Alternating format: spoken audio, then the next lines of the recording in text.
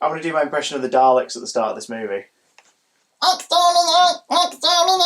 Pretty accurate, right? Yeah. Right. Go on, you have a try. That's better, weirdly. It's good, right? That's much better. I've been practicing for ages. Hi, everyone! Welcome back to Doctor Who Review. Well, you can't actually see the lights in shot, but it's Halloween! Spooky. For us. For you, it's like January. Oh my god, really? Yeah, I post these months in advance so that we have a schedule. Yeah. We've done like 3 of these in like 2 weeks. Yeah, and that's with me scheduling them closer together since September as well because of how much we've flown through stuff. Sylvester is out across December. Oh my god. Like early December, mid-December, and then like 30th of December is the last Sylvester. Who are we still up to? Doctor in Distress is on Halloween. So hope you had a good Halloween, everyone. Are we up to Peter Davison? In terms of the ones that are live for the public to watch, we're Peter's last and Colin's first have just gone out there. What the heck? Yeah. That feels like that was ages ago. Well, it was ages since the last proper bit of Doctor Who. Ahaha, segue. I'm Chris. I'm not Chris. We continue with, I guess, the actual end of the classic era of the show. Yeah, that's what I consider. I sort of think of this as the Super Bowl halftime show. I don't think of this as the classic era. I sort of think of it as its own thing. Do you know what I mean? Yeah, I know what you mean. Yeah. I think 26 years, TV movie, modern era. Yeah. But I love definitely this. its own thing. Yeah. But it's very obviously part of Doctor Who. It's also my first ever Doctor Who, this special. It's the first ever Doctor Who I ever saw. Oh. I was 5. I remember being in a caravan in Newquay, and I remember Dad being really excited about a thing that was going to be on that night. Because we were on holiday, but we got back to the caravan specifically to watch what was going on that night. And I remember a blue box, and I remember a man with curly hair and a big green coat. Oh my god! I remember thinking it was really entertaining, and that was the. If you want to hear the full story of that, go back to my 9 is 10 series and listen to the one with my dad, the after party with my dad, which is like the second to last one. As we talk about like how he sort of encouraged my fascination with this one thing I saw, which led to us going to the Dapol factory in Wales and seeing the exhibit that was there and the toys and getting some of the videos and watching the repeats on UK Gold. Like it all came from the TV movie. I guess 5-year-old you didn't see this, wasn't forced. No, the first time I saw it was at your house when we were going out. Oh, my mum's. And I was watching it because I wanted to impress you. And we watched the TV movie. That, yeah. Hey, you friggin' nerd. Showing your girlfriend Doctor Who. You think that's a nerdy? Tell them what covered like 1/2 of your longest bedroom wall when you were growing up. That is not nerdy. It totally is. It's the exact same thing. It's just not a sci-fi property. Lucy had from, I guess it was the Printworks in Manchester. Your dad knew someone. No, Mum. Your mum knew someone. And one of those giant posters, it was a cinema with multiple stories, and occasionally they'd have these giant banners dangling between the floors that were about 2.5 to 3 meters tall. And one of them for the film Pirates of the Caribbean at World's End was a giant Jack Sparrow, which covered your wall. Half of your longest wall. Pretty sure it's still up. In my old room at my mum and dad's house is your dad's studio. My dad's studio. Yeah. With his drums in. Last time we went in there, I'm pretty sure it was up. Good sound dampener. On there. No, I think it is. Yeah. If not, I want to know where it is. I want it. So don't know where it go. But. This was it wouldn't fit anywhere in this house, please now. But it's this was my window into Who, and as a result, I've always been kind of biased, I guess. So when it came to watching it this week, I sort of wanted to look at it. It was the first time I cracked open this Blu-ray. I bought the Blu-ray in an Amazon sale a few years ago because it's like one of the to the collection box sets coming out. It's one of the only two to get one of the only two classic stories to get a Blu-ray release prior to the animations and the collections coming out. Which makes me wonder whether or not they'll just re-release this with maybe some extra special features or something in the future in the collection packaging for people who want it to be part of the Blu-ray collection because obviously it's not going to be a box set, No. is it? So unless they make a box for it, a really beautiful presentation box. Put some like select Big Finish stories in or something. If people really want more Eighth Doctor, be like, there's like 5 audio plays in it. Enjoy. Are you quite ready to do this, or are you getting distracted by the dog's face? I can do all of it at once. Can you? All right then. What is the plot of Doctor Who the TV movie, or Doctor Who the movie, or based on at least one guidebook, The Enemy Within? It's not that. It's the movie. What's the plot? The Master has been tried on Skaro. You know, that place that blew up 2 series ago. Yeah, why would they be... Anyway. Why would the Daleks be having a trial? Yeah, for the Master, anyway. And he's put to death, and his last request was that the Doctor take him back to Gallifrey. Isn't that right? Yeah. And whilst the Doctor is on his way... And which Doctor is it? It is Sylvester McCoy. Lovely Sylvester. Appropriately aged up in terms of his costume being different enough that it's like, that's him. Yeah. But it's been a long time since we've seen him. Long way down his journey. Big swishy hair, wings of hair sticking out of his hat, and slightly more toned down version of his classic costume. Yeah, no companion. Yeah. On his own. All new TARDIS. Yeah. Very nice TARDIS. We'll talk about that. Yeah. Well, do you know what? The story's short enough. We can hit base on things as we go. Okay. What do you think of the new TARDIS? I love it. It's gorgeous. That's how I wish our house looked. Oh. Or the giant console in the middle. Sure. And a ceiling that occasionally turns into a starscape. Yeah, who wouldn't want that? That would be amazing. I would never leave the house. No, I thought it was fab. It kind of... I mean, it's the first really big departure. I mean, I know the secondary console room in Tom's era was, a very different look, but it was still essentially, here's a door, here's a viewfinder, here's a console, albeit a very small one that looks more like a posh dresser. Looks like a cross-dresser. A posh dresser. Oh. But it's distinctly the same shape, whereas this one they've just gone, make it like the inside of a big manor. Make it look like the inside, the Great Hall of a large house. Yeah. A special reading chair. Love it. Love it. But Seventh Doctor and his jazz collection. I'm going to blow your mind now. Go on. My favourite TARDIS, though, we've seen so far in the classic era. Yeah. My favourite version of the TARDIS is the Rani's. You're talking about her canon console room. I just mean the console from Mark of the Rani. Yeah. Not from Dimensions in Time. No. Okay. And is that because of the sort of the columns and the stonework? And the thing in the middle, it was like turning rings and stuff like that. The column itself. Yeah. I just thought it looked very 80s, and I friggin' loved it.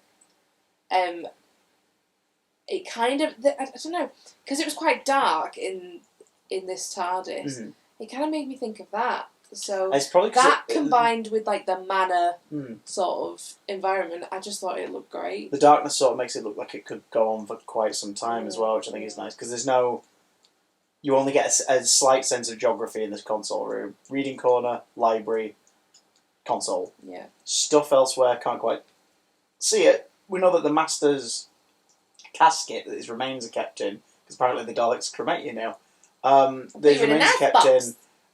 He's in a separate room behind curtains, and it's on a dresser. He's got these proper, candles and scented things, and it's like Seventh Doctor's done a massive redecoration here, but it's good. It makes it distinct, and it does make you wonder. And we'll talk a bit more about it later. But had it carried on into a series, would they kept that set? That would have been an expensive set to pack away and store between series. It made it look bigger, which helped the illusion of the TARDIS itself, I think. Especially because you're hitting the 90s now, and the white room and everything wouldn't quite have the same oomph now as oh my god, it's bigger on the inside as it did initially. Yeah. So it did need to look different and make you go, oh my god! I mean, right down to the door logic. We were talking, weren't we, about what's the that? documentary. Yeah, about how we were talking about how like the door logic in the original show is that like they open the doors of the police box, and then suddenly we're inside, like, and two big doors sweep open and just sort of like, thank you very much. Oh, chocolate. Two big doors sweep open, and it's like, well, hang on, how have they physically gone from playing with the latch to it going like that? And this kind of just shows you outright.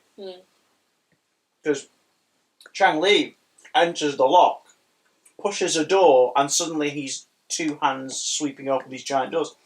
So it just kind of really sells more of the idea of, yeah, no, forget what you thought out there. It is different. Completely different. Do you know... Sorry. So, well, speaking of Chang Li, he and his mates are clearly in a bad part of San Francisco, isn't it, the story takes place in? On New Year's Eve! And then New Year's Eve. Is it? Oh, yeah, right, okay, yeah. And he and his friends have been attacked by a rival gang. Meanwhile, the Master's casket cracks open. And a sort of wispy, like, puddle snake comes out. And the Tardis starts to react and starts freaking out. And sort of gets... I think it goes in the console, doesn't it? And it gets affected and freaks out. And it gets stuck in, like, a... I can't remember what it's called now. It's like a time loop of some kind. Where, like, it's out of sync. It's not going to leave anytime soon. Yeah. So the Doctor emergency lands, steps out the TARDIS, having terrified everyone. The TARDIS materialisation is great. Like the lightning effect in the background, just like the sweeping of all the paper and the leaves in the street. That was good. It's really sort of like, what the hell? So it arrives, doors open, a tiny little man steps out, and immediately gets shot in the legs and the shoulder. Were you expecting that? I know you've seen it before, but now that you actually have feelings for this incarnation, were you expecting that? I was expecting it, but it was still shocking. I was like, no!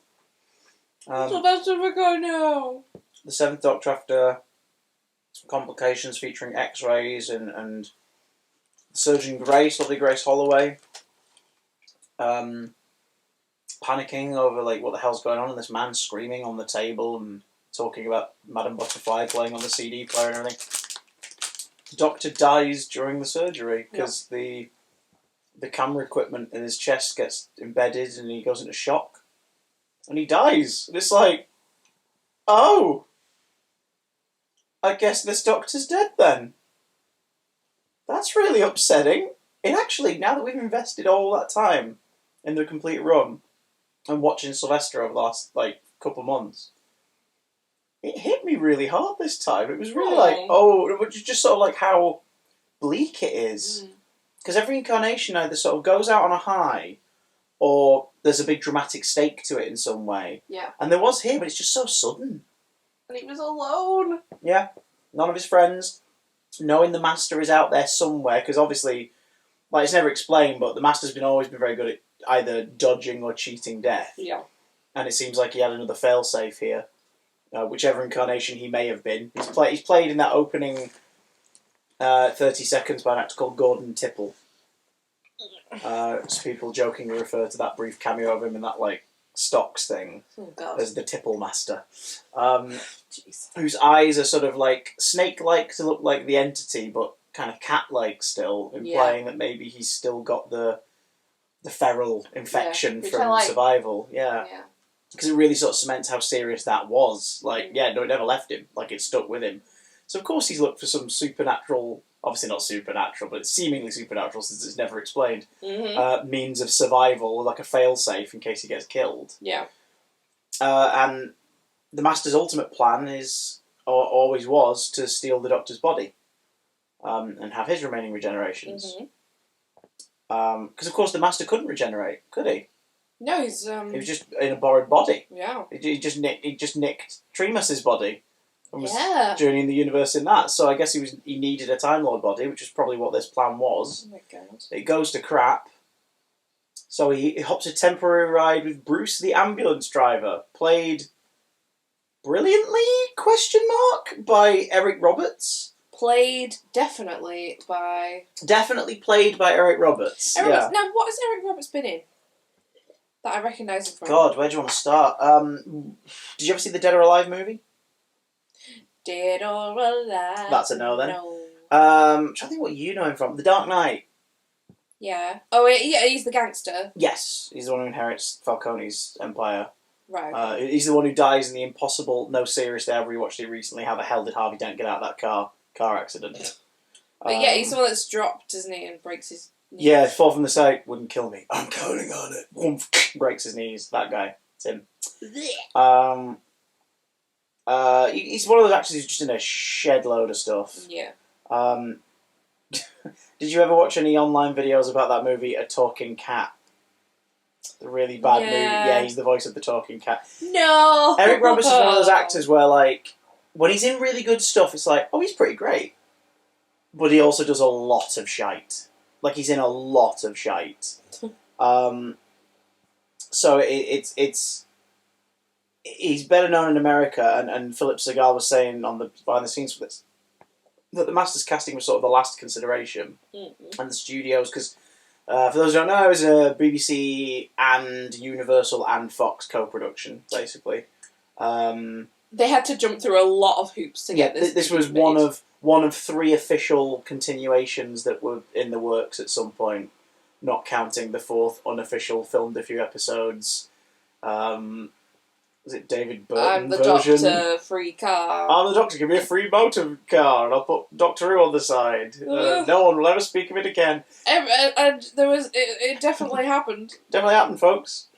Who? Doctor Who, that's who. Anyway, so, as a result, one of the mandates of the studio, because the BBC were obviously very precious over it, and certain producers over in the States and over here were very precious over it, but there was a few mandates from Fox's TV movie division, and they were like, right, you can do it. Yes, British, this Paul McGann guy, you've got tied into it now, like, yes, we'll have him, sure, and we'll do this, and we'll do that. But, big buts, cannot lie, we want an American star as the Master. And I guess Eric Roberts would be enough of a name in the US at that point for sort of people to go, oh, I like him. Oh, go on, we'll watch it. It's that kind of, pull. Yeah. And I have to say it, and I might get crucified in the comments, but after having watched it for our marathon, he's not bad at all. He's really not. I think the traits are there. Like, the traits of the Master, of Ainley's Master in particular, are there. They just sound different. I think he did actually nail a few of his traits. Yeah. Like the way he was lying. Yeah. To Chang Li, the way he was manipulating him. Exactly. That I was like, that's very mastery. Yeah. Oh yeah. Oh god, absolutely. Like he could take stuff by force.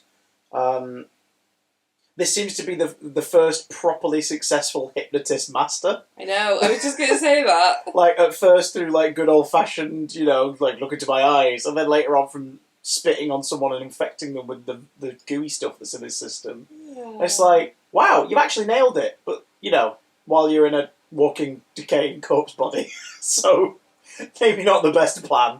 But, it's like, he could get around with these superpowers he seems to have at the moment, but he doesn't. It's all about manipulation. Oh, the Doctor, he stole my body. That's my body, really, and you're going to help me get it back in exchange for a boatload of gold dust. Mm-hmm. Even though, of course, he plans to just off Chang Li anyway. So Chang Li takes the Doctor's things, and that's how he ends up meeting the Master, because he goes into the Tardis. I like the fact that it's got the John Pertwee, like, TARDIS key. I think that's a really good idea, because... And it was underneath the Yale lock. Yeah. That was quite cool. Yeah. And that was something that... I think that this film was the first time I'd seen a TARDIS key. Possibly, yeah. I don't think... And it really... I think one shows... Oh, you mean like a weird-looking one? No, like a proper key. I'm sure it shows up in... No, it does, but it was my first... Oh, it has a key! Before I'd seen any of the classic... I'd never seen this film. I'd seen Tom Baker stories, but I'd never seen him use the TARDIS. Oh, right. Oh, okay, yeah. So, I was going to say, it definitely pops up in one of the first seasons of... Yeah, well, they give Sarah Jane the John Pertwee's Doctor. You're talking about in our marathon. This is the first time you've really kind of taken... No, Go on, what's your point about the key? Yeah. The first time I ever saw Doctor Who, the movie, before I'd seen any of this, before we started our marathon when I was a teenager with you, and I saw that key, I thought that was just the TARDIS key, because it's an alien vehicle, essentially. Yeah. It would make sense for the key to be strange. And I'm kind of sad that it's not always going like forward, that. like it's a Yale key and stuff. See, I don't mind it being a Yale key just because, like, it's that whole ordinary thing. It's the blending in thing. So I kind of get it. I get that, but when it shows you in this, where it's like the Yale lock hides the alien lock, I kind of agree with you. It's like, that's really cool. But then, because you can still do the very human, everyday kind of thing, which they do later when he doesn't have the key, and then he and Grace both postulate that you keep one like, under a plant pot nearby, whatever. And he's like, or in a cubby behind the P. So he gives her a lift up, and it's just the thought that like on the outside of the ship that travels to the vortex is just a little hatch with a key in it, just in case he's lost his key. I mean, would you look there? I wouldn't look there. True, very true. So the Doctor's body is taken to the morgue. And the mortuary worker, played by Will Sasso. I'll go check on that pot. That is one of our pots. Yeah, that's our dryer knocking stuff off. You explain what the hell happens in the mortuary. So Will Sasso is Will Sasso's character. Call him Will Sasso. the mortician is he's watching Frankenstein whilst there's a big thunderstorm going on outside, and then he starts hearing banging noises, and he goes to the morgue, and there is a door to one of the fridges, not freezer. Freezer. What else? I'll just get the corpse out to defrost. I'll just get the twisters out. It's next to Billy Hey-Hoo. It's next to John Doe on the toe. I love that. This is the first thing that taught me what a John Doe was. Wasn't he John Smith? But yeah, he's marked down as John Smith, which again is just a nod to the classic series, which is quite nice. Yeah. But a body that's unidentified is known as a John Doe. You're telling me that? Yeah. But I'm saying it out loud for the sake of viewers who may not know. Sorry. Just in case. But, like, this is the first time I ever heard that, because when Will Sasso's guy's like, John Doe on the toe. It's like... I was like, oh yeah, that's what that means. That's right. Because meanwhile, inside the thing, what's been happening, the lightning storm, the face goes all wibbly. It's a bit gross, really, I think. It's a bit disturbing. But again, it's something I wish the new series, again, we're looking ahead, but it's something I wish the new series had done, which is the regenerations don't have to be exactly the same. That's part of the charm of them, really. I mean, 1 into 2 is a fade, but the clothes change. 2 into 3 we don't see. 3 into 4 is quite simple. 4 into 5 has the Watcher and all this ominous feeling of something is coming, and like that. So it's all kind of telegraphed ahead of time, and that makes it spookier. 5 into 6 is violent because it's a poisoning that kills him over like the course of half a day, and then he hallucinates all of his enemies telling him to die. Oh, his friends telling him to live, and then the Master telling him to die. 6 into 7 we don't see properly, but then 7 into 8 is rubber face morphing and lightning inside the mortuary, and the flashes of X-ray skeleton through the skin. Somewhere there's a behind the scenesy thing where you see that Sylvester did most of the face morphing himself. They said, like, just sort of do it a little bit, and we're going to blend the two of you. But because he's such a, he's a clown, he's a comedic physical performer, he was going for it. Like, his face is stretching all over the place, and it's like, good on you, because it looks great. It does. Like, the CGI is so subtle and well done there, like, because you see that face moving off and then settle into McGann's face, and it's like, oh, shoot! New Doctor, a.k.a. Frankenstein Jesus. Yeah. Literally, Frankenstein Jesus. What question does he ask himself? Who am I? Yeah, although I don't think we get enough of an I at the end of that I in the actual film. Who am I? And then it cuts away. Yeah, it does. Yeah. It does, doesn't it? It's weird. Though. So the Master has possessed the ambulance worker Bruce. Yeah. Who chokes out and snaps the neck of his wife. Horrifying. His wife, played by Eric Roberts' wife. Really? Yeah, and which I wonder if that was a case of just like she's an actor as well. Oh, like can my wife play her in that? May as well. Do you know what I mean? It's like we've got to be a bit intimate. I'll cast my wife. She's an actor. Or whether or not it was I don't want you lying in bed with another woman. I will play that role. All right. Or he went, I will not lie in bed with another woman. Or I want to snap my wife's neck. Jesus. Wait.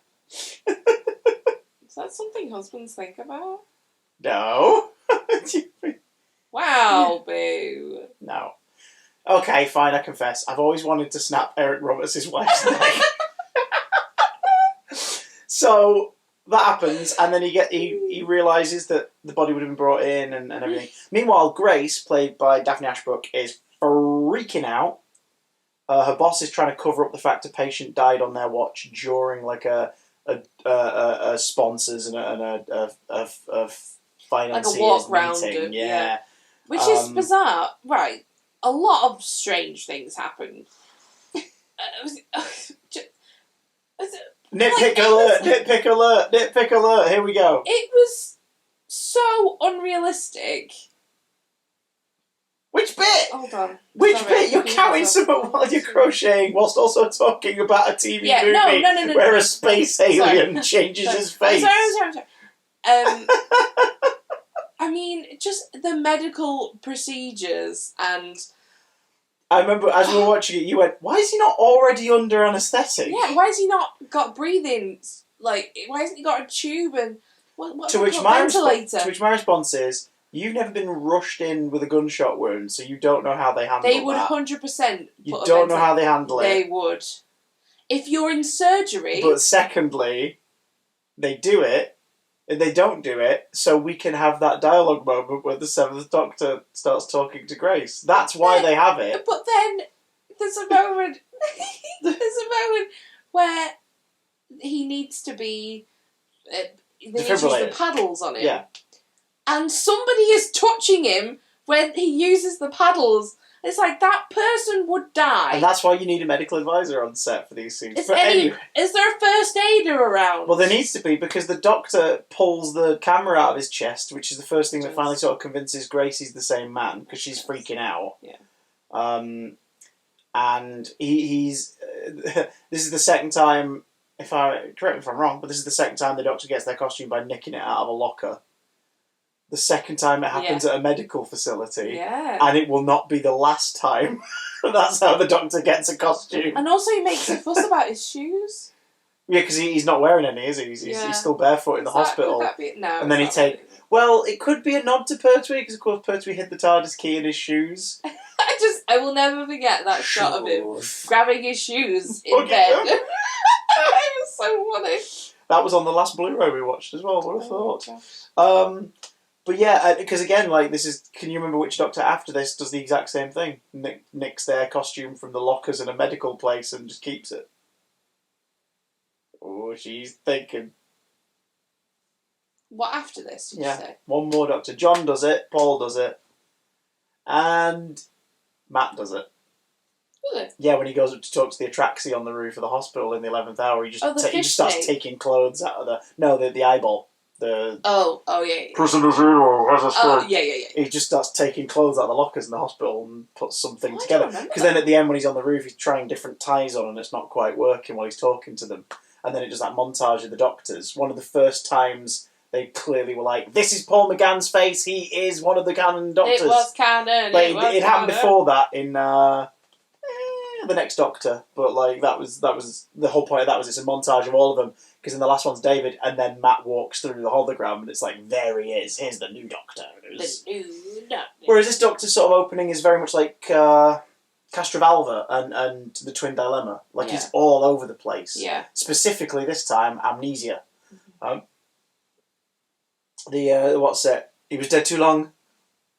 Was it the cryogenic whatever nearly completely disrupted the regenerative process. You just sound like Phoenix now. No, Phoenix sounds like Paul. That's why Phoenix is so good. remember Phoenix. Think alarm clocks. What's going to happen to the universe now that the TARDIS is sort of stuck in this position and needs to be shifted by a certain point? And also the Master has opened the Eye of Harmony to see what the Doctor is, basically disrupting time. It's going to go all wibbly wobbly, and it's going to just, like, fall apart, essentially. Every atom is starting to shift. Yeah. The first signs are, like, certain matter starts to go wrong, like he walks through a window.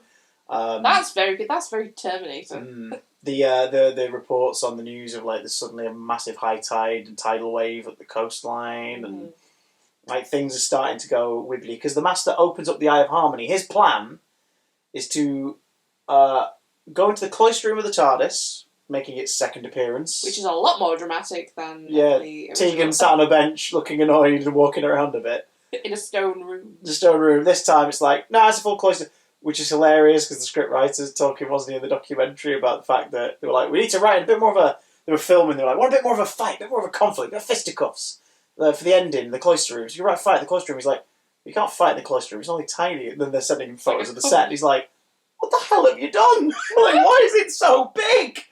It's got a staircase and a big well and these giant columns. Like, what is it?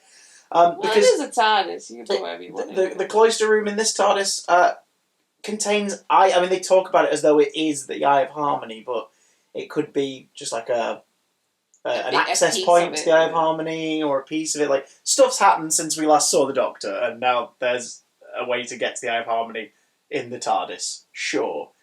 And the Master... Was he transporting that as well? Did the Daleks have that? Jeez, yeah, the Daleks like, we found this down... We found this down the back of the sofa. Will you move it? That's better. That's still better. Yeah, it's better. The Master's plan is to use the Eye of Harmony to time wibbly thingy wonky transfer himself into the Doctor's body and take his remaining regenerations. Technical terms. But to do so, he needs access to the Eye of Harmony proper and the Doctor present. And he learns one thing is that the TARDIS seems to respond to Chang Li. Yeah. And the Eye of Harmony only opens for Chang Li because it's like a retinal scan. Because he's human. And that's when the Master learns that the reason the Doctor can like interact with it, the reason the TARDIS likes him, is because the Doctor is half human. What? Now, the heck? This has split a lot of people over the years, and it's mostly forgotten and rewritten and even joked about in the modern era in places. I don't mind it for one reason. I don't think it's part of his origin. It obviously was intended to be. How can it not be part of his origin? No, it was intended to be. Obviously, it was meant to be like, we're going to reveal that the Doctor had his mother's from Earth and his father was from Gallifrey, and that's why he's different, why he's special, and all this, that, and the other. But I don't think that's the case, because within the context of the movie, very easily you could just assume that it's a defence mechanism of the TARDIS. The Master is piloting Bruce's body. Yeah. But he's not a human. Yeah. He's a his eyes gooey snake thing inside a human body, and his eyes are screwed up, yeah? Chang Li's human. The TARDIS responds to him. When Chang Li arrives in the TARDIS, the Master's already in there, but he's not taken off or done anything to it, because it's not responding to him. He makes the point that, the Doctor stole my body and now my ship doesn't recognise me. I like that idea. Yeah. I think that's really cool. But it's not just because the TARDIS is like, no, you're the Master, I'm not going to help you. It's because the TARDIS doesn't recognise him as a human. Meaning, it's a failsafe. What's to say the TARDIS... It's the Doctor and the TARDIS are in sync. What's not to say that the moment he regenerated, this was basically the crook lock that it put on itself. Yeah, but then how did Adric fly the TARDIS? No. It's not all prior to this. It's since he regenerated, the TARDIS has... It's sort of synced up with him. He's regenerated. Oh, I understand what you mean. And in this regeneration... Yeah, I understand what you mean. A process where a Time Lord's DNA is completely rewritten. Yeah, I get it. Both the Doctor and the TARDIS have decided, right, you're half human, you need to be human to access this. Bosh, there we go. It could work that, so it could just mean that the 8th Doctor is half human. That's entirely possible. Just the 8th Doctor? Just the 8th Doctor. That doesn't make sense. Yes, it does. How? He wasn't born half human, but when a Time Lord regenerates, their DNA completely changes. Okay. Same software, different casing. Yeah, but where would he have got it from?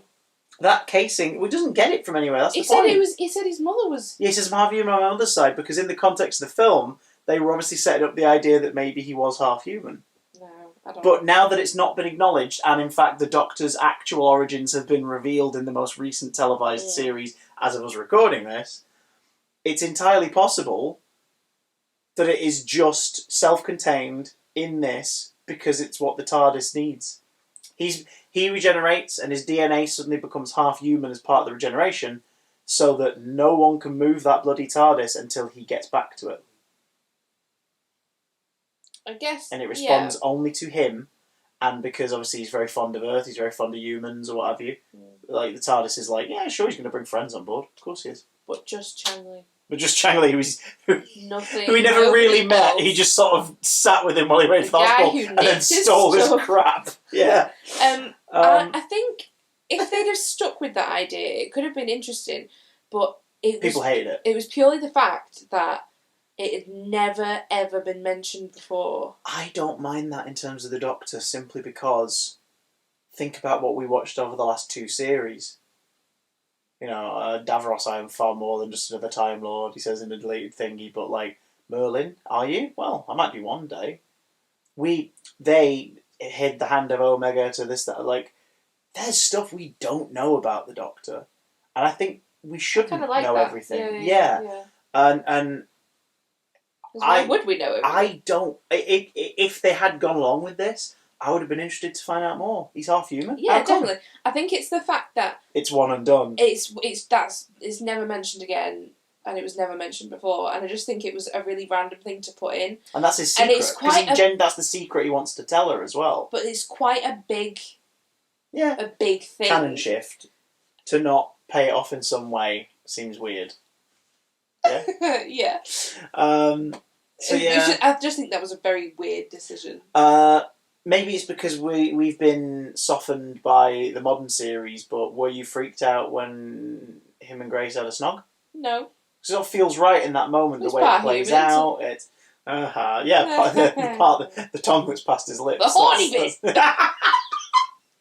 it didn't sound like me. Well, he's a big romantic, and also you get the sense with Grace that she's her and her now ex-boyfriend, like.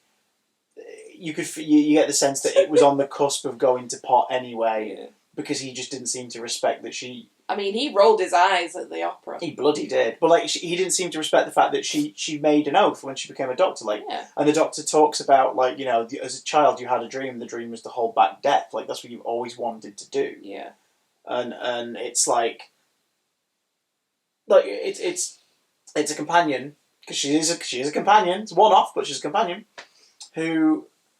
Her entire thing is like she became a doctor to make people better. Yeah. And the Doctor's called the Doctor and he makes people better. So they're already sort of singing from the same hymn sheet.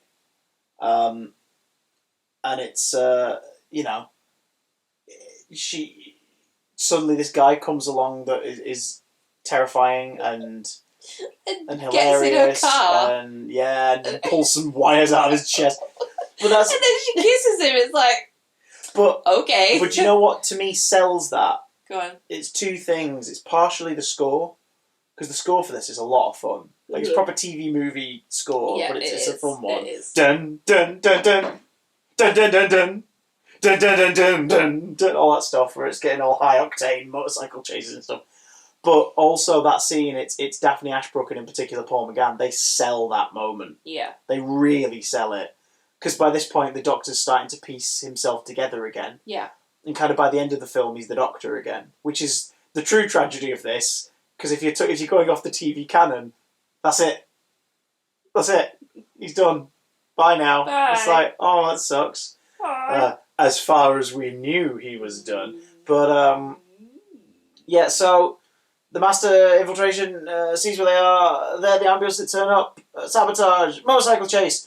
We've got to go to the Beridium clock because a piece of that is like the circuitry that TARDIS needs to kind of, jumpstart itself back. Because essentially that's what it is, isn't it? It's like, it's all out of whack. I need a piece of tech that specific to this about time and this or the other that will sync up with it, and then, oh no, it still didn't work. Right, we're going to use the Eye of Harmony as a battery and jumpstart it.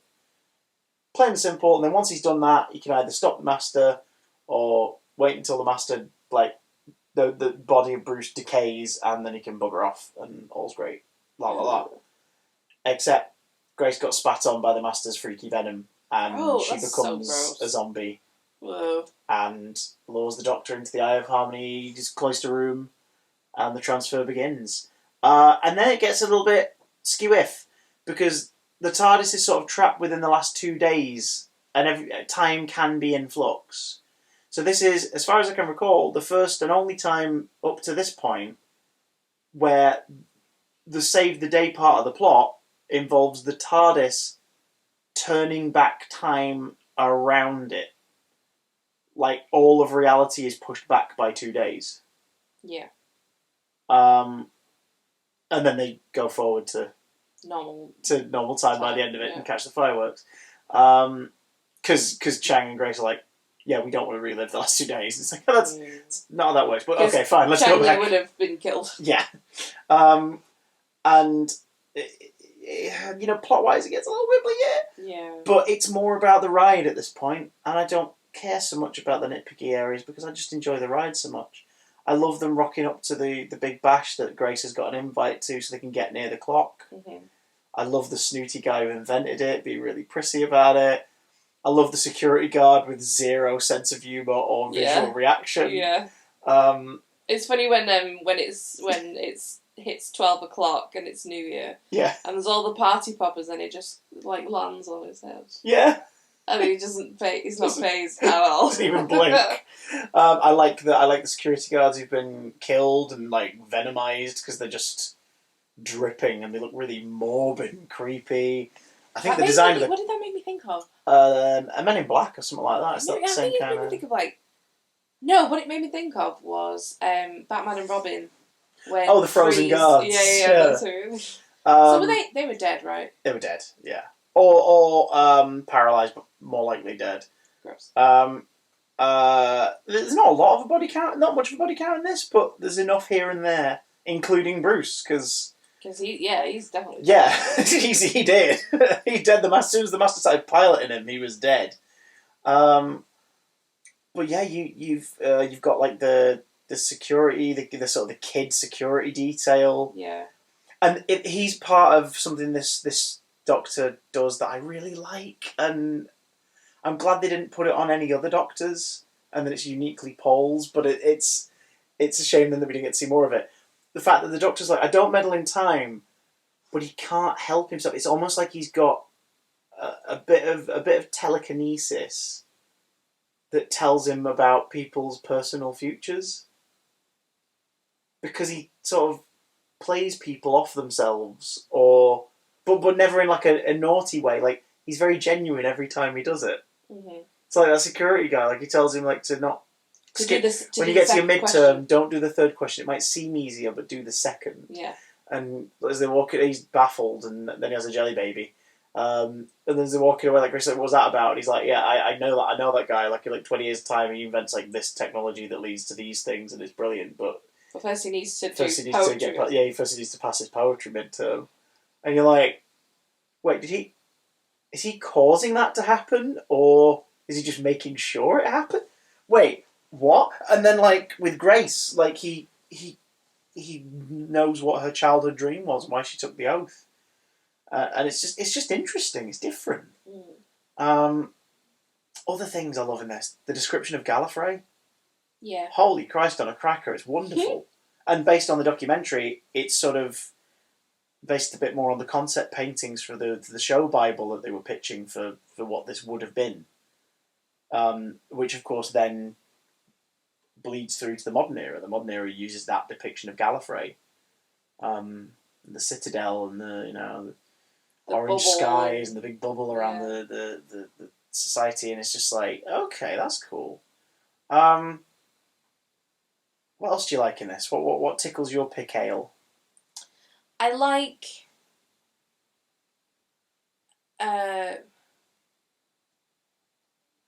It's all really. It's just the most diplomatic it's answer. a fun adventure. Some things. It's very American. It is extremely shot in American. Canada, very American. But I think you and I were ready for this. Yeah. Because we grew up on X-Files, on Buffy, on Next Generation, Deep Space Nine. Like we have that kind of point of reference. I'd say more Voyager. Okay, fair enough. But I just mean, like, in terms of the sort of shows we grew up with and the sensibilities, this sort of, because it's that Fox TV movie vibe, to me, this more closely just makes me think of American procedurals from the 90s, like Due South and shows like that. Do you know what I mean? Like just sort of the pacing of it and the look of it and the fact. I mean, this was shot in Canada, so maybe they're down the road. But do you know what I mean? It's that kind of vibe for me. Yeah. I think so. It just feels different. It's like, it's an American take on Doctor Who, but it's not compromised. Like the core concept isn't compromised. Yeah. It's very clearly a Doctor Who property, Doctor Who story. But you're right, it is very American. It's very outlandish in some places. Obviously, the big dramatic TARDIS and all that. And I feel that is very American because, I mean, like you say, X-Files and Buffy and Next Generation, stories would just go, this is a thing. Oh, I can't see my hand. This is a thing. Oh, no, we're going to do this. That's crazy. And so we're kind of used to that. Yeah. And kind of love it. It's quirky and silly, but we love it. And that's what this felt like. So, I mean, I can understand why people don't like it. Because it's very different. It's not the show that they watched 7 years prior to this. No. But it makes some conscious decisions to remind you that it is a continuation, like the casting of Sylvester McCoy in the opening 20 minutes, to really hammer home, this is a continuation. Like, we ain't discounting anything you've watched before. This is part of that story. I think that is both a strength and a weakness of the movie overall. Yeah. Because I think if they wanted this to be a successful pilot for a brand new show, which was the intention, they shopped it as a film and it wasn't going to work, and this, that, and the other, and Amblin were involved, and then they weren't, and all this, that, and the other. And then their head of Fox TV movie division talks to Philip Segal and goes, yeah, let's do it. Let's go. Let's make it.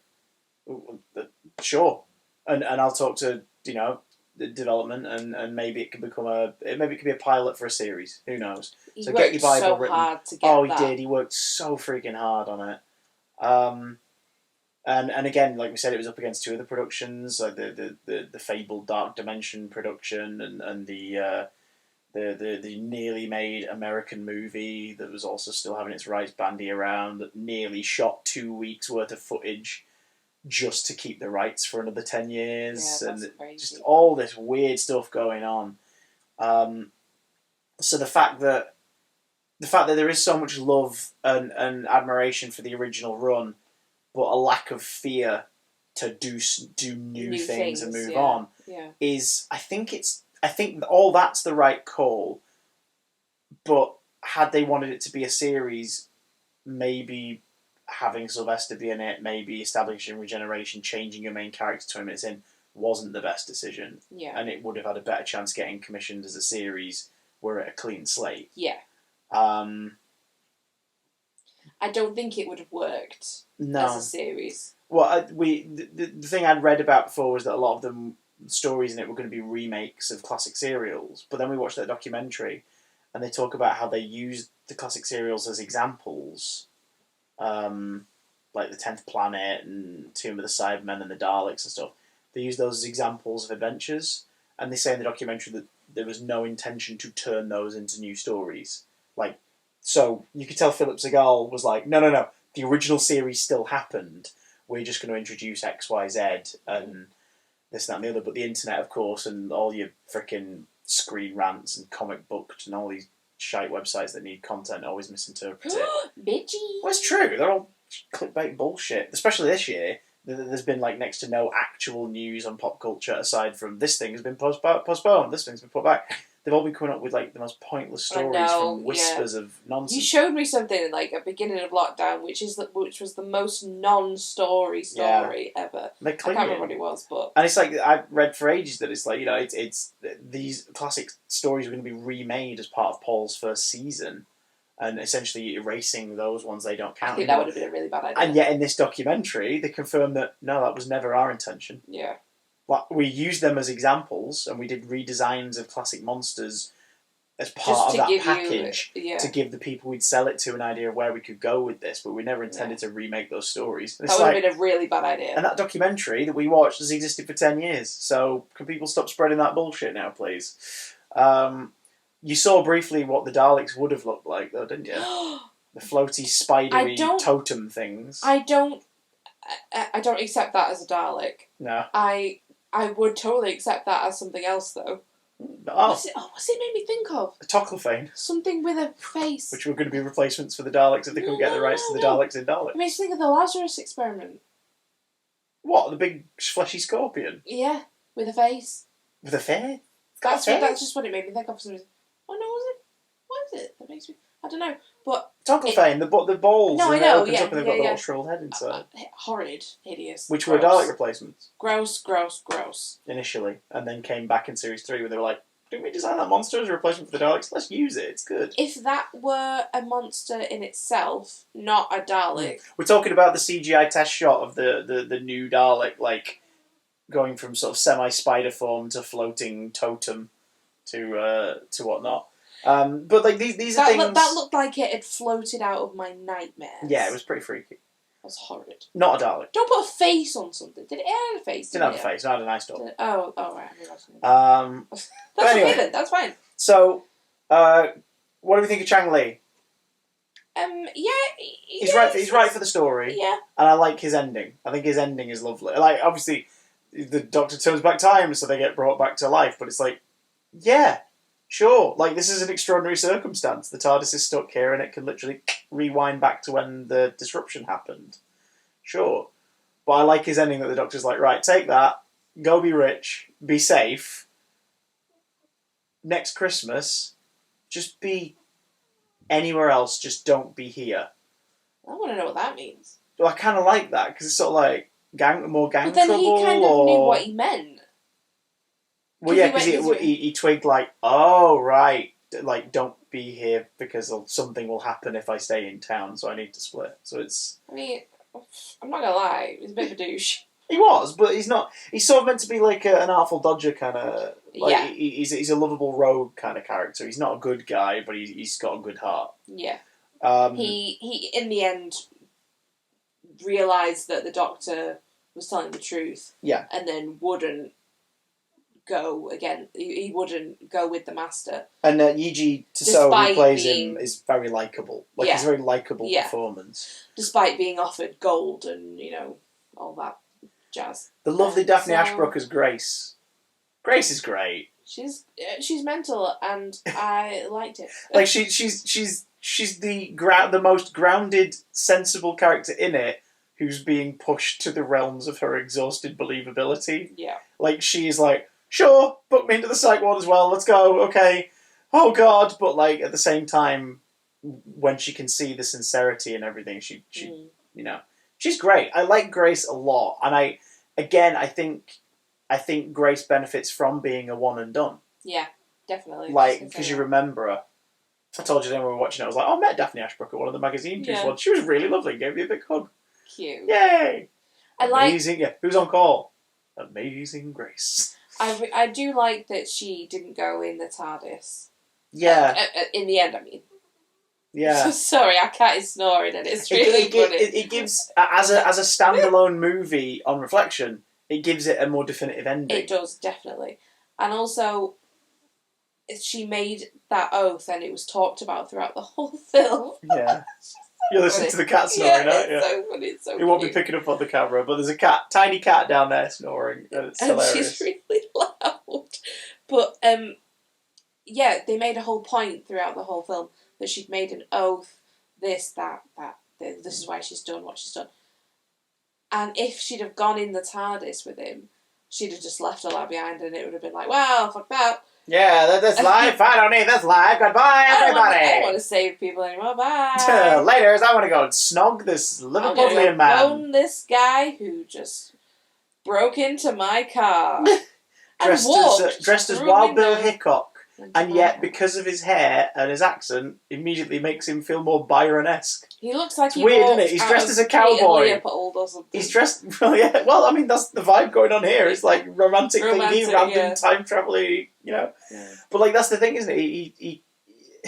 He's dressed as a cowboy, but he looks more like a sort of a Byronic poet or something. It's down to the wig and the accent, weirdly. Eric Roberts is the Master? Yeah, sure. He's not Delgado. No. He's not Ainley. He ain't Sim, but like... Roger Delgado is the Master to me. Yeah. Definitely. But, for a one and done... It's... And adding to the incarnations of, like, if you're going to have a one-off Doctor we only see for one night, let's have a one-off Master we only see for one night. He's psycho, he's selfish, and he's scary. And he picks his fingernails off as they decay at the end of his fingertips. Let's not talk about that. That's just absolutely disgusting. And what else does he do? He dresses for the occasion. Yes, he does. He is extra, and that's everything the Master is. It's scary. Like you get the deep, creepy growl voice at the end as he's deteriorating. He gets sucked into the Eye of Harmony, supposedly obliterated forever. Did he ask the Doctor to help him when he was being... No, because the Doctor held his hand out to he said, take my hand, and the Master like swiped him and went, no! Oh, I think that was something that was the only thing that wasn't mastery to me. Because the Master, if he were in that situation, he would have, like in the past, he would ask the Doctor to help him. With the benefit of hindsight, we know that he does have the stones to die just to spite the Doctor. But I don't, because that's how series 3 ends. But even then, we realise at the end of series 3 and in the specials that he had a plan. Because you have the cult of Saxon. Well, we'll get to all that. But I'm interested to understand it. Because he does this, and in the canon of the TV show, him being sucked into the Eye of Harmony here and supposedly dying or being ripped apart into time or whatever. In the canon of the show, he's dead now. Yeah. He is dead. When do we next see him? We next see him in series 3. And we eventually learn that he was resurrected by the Time Lords to fight in the Time War because they needed some of their more ruthless minds and more ruthless soldiers. So not John Sim, it's not just Derek Jacobi. Derek Jacobi is the first time you see the Master in the new series, yeah. Whoa. So this is 96. The next time you'll see the Master is in 2007. What the heck? That sounds so far away. And the Master, like we've had a fair decent batch of incarnations really for the character on screen now. Like Eric Roberts just adds to the numbers because I think I agree with you. Delgado to me is the Master, but I love Ainley. I enjoy Eric Roberts in this. I like the Pratt and Beavers crispy Masters because it's just a different take on the character. It had to be because you couldn't follow Roger, so you need to do something different to reset it and soften it a bit. Refresh that again. Jacobi's brief 5 minutes is phenomenal. Sim is the perfect Master for that Doctor. 100%. And the end of time, like his resurrection method and the effects on him is very similar to this. It's like he's back, but he's not quite ready, and the body's dying, and he needs to do something, and he's got some weird powers as a result of what's happening to him. Because in this, he's got like acid spit and all this, that, and the other, and in that, he's like zapping people and needs to eat flesh to stay alive. I like that.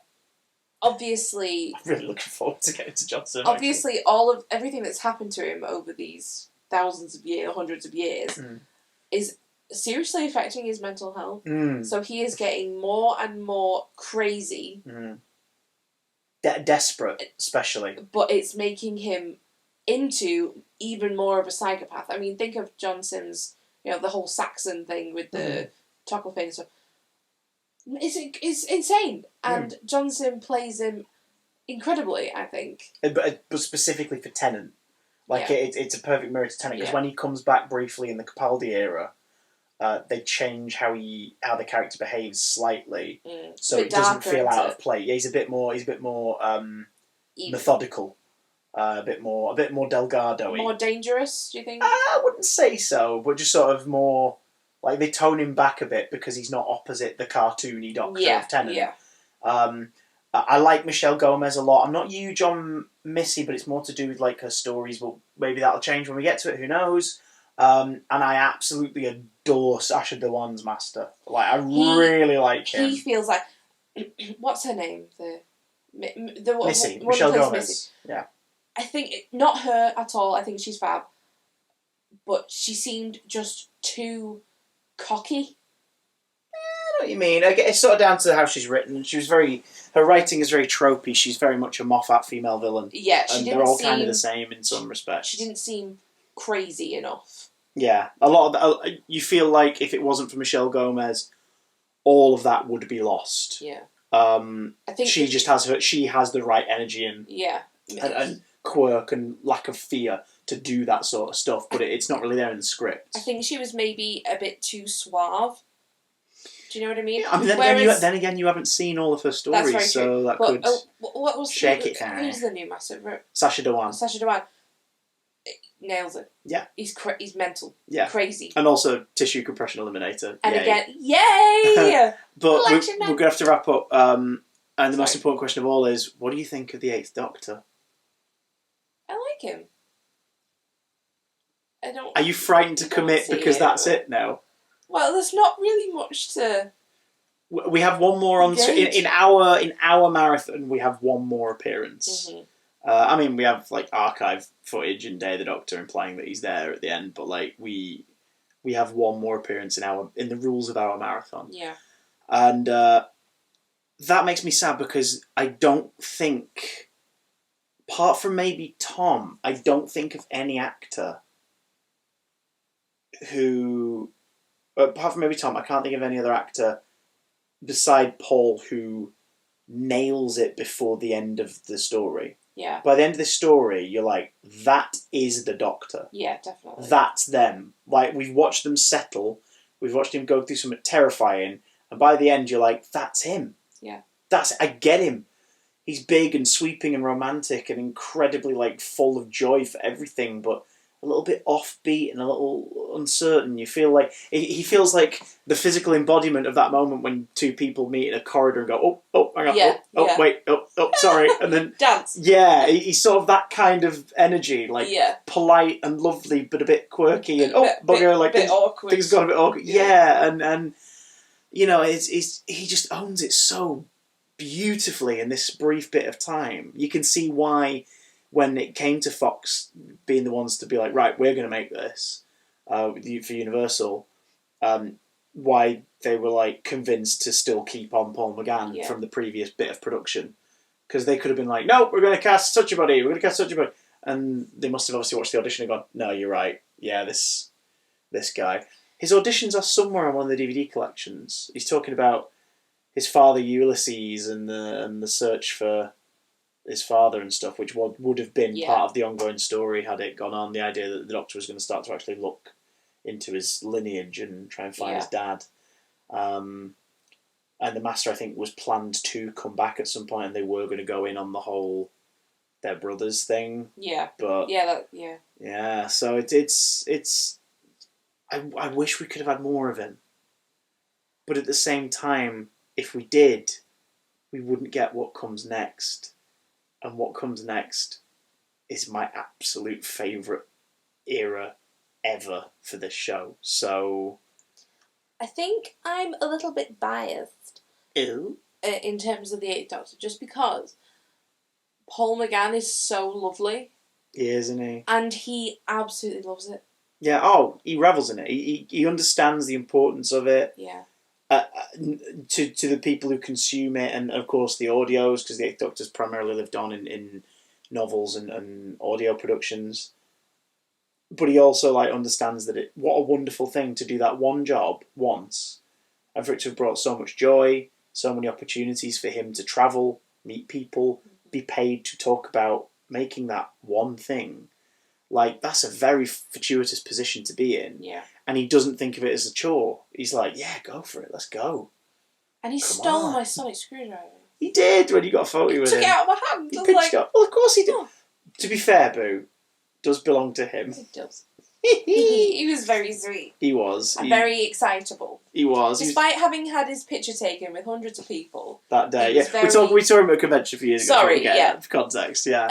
And despite, like, having been there since bollocks o'clock in the morning and taking all those pictures. And being at those conventions was literal hell. Because there was too many people.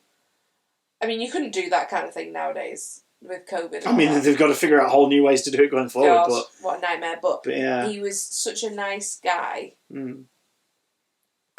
To still have that buzz. I automatically like his doctor. Yeah. Because he's so genuine and just the fact that he loves it, it makes it for me. So yeah, it's very enjoyable. Do you remember when this was really hard to get hold of? Yeah. It's actually, because it still is. It was only ever available in one set, that version. There've been other 8th Doctor figures released since. I've got 2 of them. I've got the comic book style one, which is that repainted, which came in a Dalek Toys R Us 2-pack. So that's hard to get hold of. And I've got the Night of the Doctor version. Mm-hmm. That's very cool. Which is quite cool. There's a couple of others out there doing the rounds, but I'm so glad I got hold of this one. Because look at him, he's screen accurate. It's from this. Is there not one of him wrapped up in a shroud. Frankenstein Jesus action figure.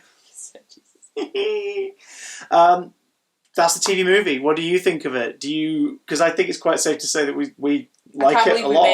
We like it a lot, and we can't quite fathom the fact we're here. I was really excited to watch it, and it didn't disappoint. Do you like it? Are you thinking you two are mad? What are you talking about? Let us know down in the comments below. We're not doing it as part of our marathon, but if you could recommend one Paul McGann audio from Big Finish or BBC or whatever that you think Lucy and myself would really appreciate, because I've heard a lot of like the Lucy Miller seasons and some of Dark Eyes, but if there's one that you think Lucy and I would really appreciate that we should just check out in our own time and get a bit more Paul, recommend it down below. Let us know. As for next time, we will be back with a slight divergence. We're going to be covering a video game. More specifically, the cutscenes from a video game. It's Anthony Ainley's final appearance as the Master. Next time on Doctor Who Review. Say goodbye, Daleks. Say goodbye. Here's my impression. It's